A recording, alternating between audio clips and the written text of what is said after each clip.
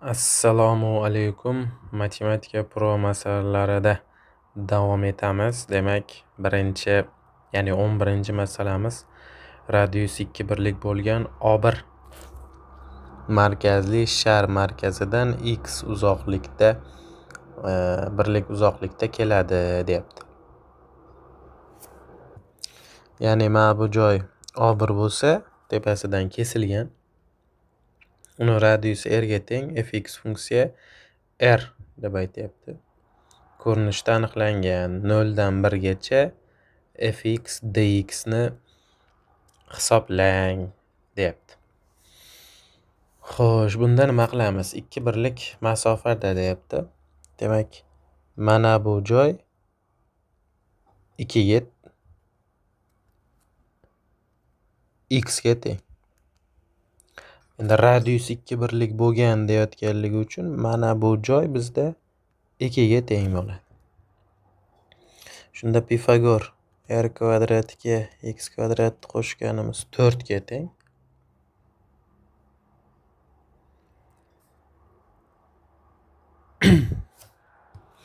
Bundan r kvadrat topadigan bo'lsak 4 minus x kvadrat, r topadigan bo'lsak ildiz ostida 4 minus x kvadrat hosil bo'ladi.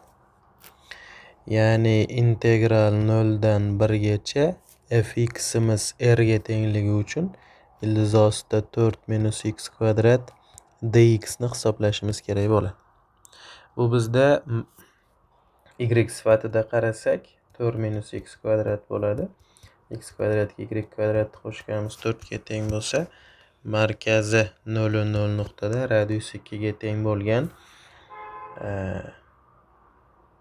yarim shar, shuni 0 dan 1 gacha oraliqdagi, mana 0 va 1 oraliqdagi yuzasini so'rayapti. Mana bu yuzani hisoblashimiz kerak. Xo'p, buni qanday hisoblaymiz? Chizmasini kattaroq bitta chizib olaman. Xo'p, bundoq qilamiz. Mana bu nuqtamiz -2, bu nuqtamiz 2 bo'ladi. Markazi 0 0 nuqtada radius 2 ga teng bo'lgandan keyin mana bu 1 nuqtamiz. Xo'p, mana shu joyi yuzasini hisoblashimiz kerak. Xo'p, bu holatda qiladigan ishimiz quyidagicha. Bitta bu yoqqa yuradigan bo'lsak, mana bu joy 1 ga teng, bu 2 ga teng bo'ladi. Demak, mana burchagimiz 30 bo'lsa, bu burchagimiz bizda 60 gradus bo'ladi. 60 gradus. Mana shuni yuzasini topa olamiz. Bu ildiz duch bo'ladi. 1 ni ildiz duchga ko'paytirib 2 ga bo'lsak, mana bu qism yuzasi kelib chiqadi.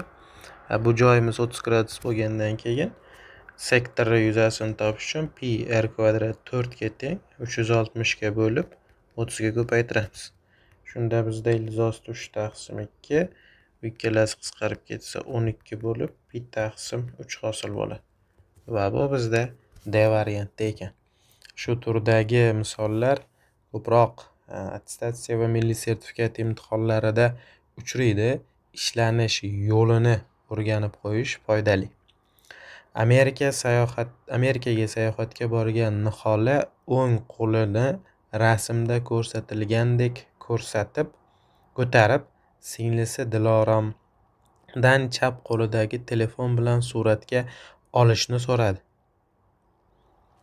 Telefonda 20 metr uzoqlikda Ozodlik haykali, ya'ni mana bu oralaridagi masofa 20 metr ekan. Xo'p, Ozodlik haykali esa 920 metr uzoqlikda turgan. Telefondan 20 metr uzoqlikda. Ozodlik haykalidan esa 420 metr uzoqlikda turgan Niholaning surati quyidagicha chiqdi.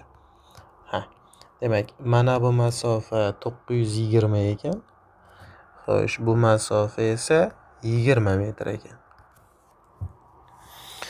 Endi Nihola o'z qo'li yerdan 180 cm balandlikda, telefon esa yerdan 80 cm balandlikda joylashgan. Ozodlik haykali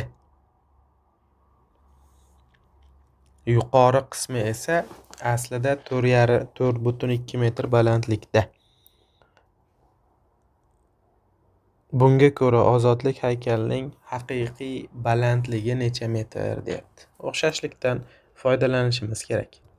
Ya'ni telefonni uchidan boshlab ozodlik haykalining qo'ligacha keldik. Chunki mana qo'lning uchi tepadagi mayoqqa ushlab turibdi. Xo'p, endi telefon yerdan 80 santimetr balandlikda turibdi. Mana bu 80 ekan. 80. Bu 180.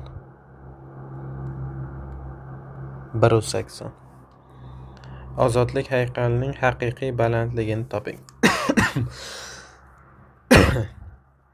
Xo'p, bundan bitta bu yoqqa perpendikulyar o'tkazadigan bo'lsak, mana bu masofa 1 bo'ladi. Bu 20 bo'ladi. Asos 20 ku.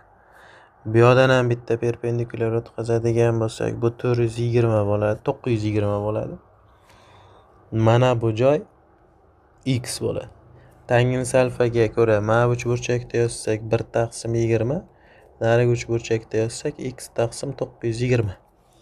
Shunda x ni topadigan bo'lsak, bular qisqarib ketdi. 92 ni 2 ga bo'ladigan bo'lsak, 46 hosil bo'ladi.